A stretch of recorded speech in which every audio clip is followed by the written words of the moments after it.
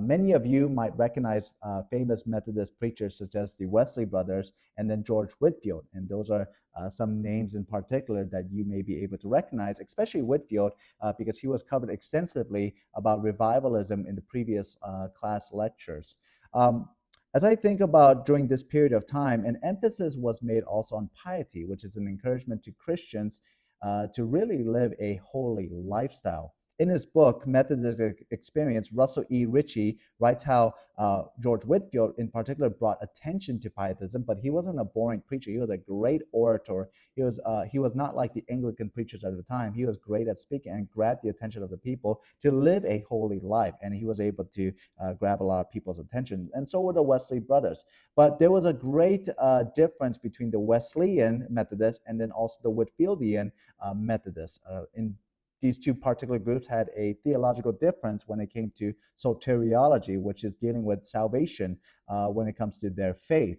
And so the Whitefieldian Methodism were obviously much more Calvinistic in their doctrine of soteriology, whereas the Wesleyan Methodists were more Arminianist when it came to their doctrine of theology. And the difference between those two, obviously it can be much more extensive after this discussion, is that one group believed in predestination, that some were elect to be saved, and the other group that believed in free grace, that all, when they come to the knowledge of Christ, would be able to get saved. And so obviously it's much more of a nuanced discussion, not the main point of today's discussion, but I do want to emphasize there is a great difference between those two Methodist groups that were present at the time. Methodism grew significantly during the Second Great Awakening through camp meetings, but also through itinerant circuit riders. And these preachers would go travel thousands of miles to preach at various churches to see people get saved and see lives transformed through the gospel. I think about Francis Asbury, who lived from 1745 to 1816, and he saw over 4,000 ministers get ordained. He's preached over 16,000 sermons. And then he traveled more than 270,000 miles as a circuit rider preacher. My car right now, I had it for 5 years, that only has about 100,000 miles. I mean, and to think about, and that's a lot, right? But this gentleman, this preacher at the time, he traveled almost 300,000 miles, not on a car, not on a Tesla, but on like a horseback, traveling all these miles across the colonies to preach through various churches. I mean, that's quite amazing. And you could see during this period of time, Methodism really growing, and you could see the reason why through these various camp meetings, and particularly these circuit rider preachers. Methodists and Baptist and Presbyterian denominations would eventually become the largest denominations when it comes to Protestantism and in the American colonies, overtaking Anglican, Quakers, and Congregationalists.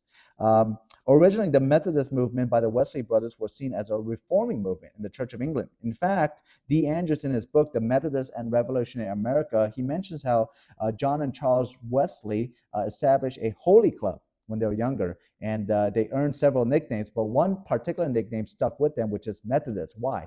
Because they were heavily emphasizing methods of living a holy lifestyle, piety. And so this is the name that kind of stuck with them. They still believed that they could be a part of the Anglican Church, but they just had different practices. And eventually their followers that would come would leave the Anglican Church and become Methodists themselves. Wesley, in particular, went to the American colonies in Georgia, and he had a lot of disappointments, and there's a lot of things that happened to him.